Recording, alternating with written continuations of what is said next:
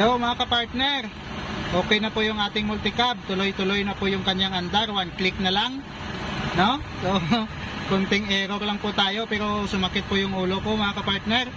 So yung itong sakit na to, dapat dito sana to nakasaksak kanina pa. So nagkamali tayo, dito natin nasaksak. Kaya hindi stable yung RPM ng ating multicab. Kaya namamatay-matay lahat, binaklas na natin. Ito lang pala yung issue at yung error natin mga kapartner, no? So ayos at tinulungan tayo ng ating mekaniko. So charge to experience na lang mga kapartner, no?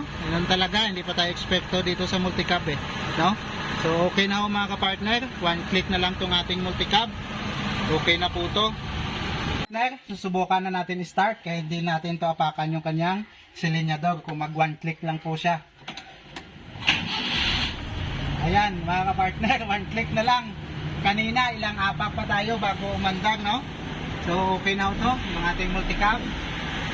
Solve na kahit ganito lang.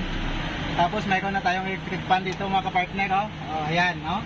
Sa Lazada lang po natin yan nabili. Magpo-post din po ako niyan sa ating TikTok, no?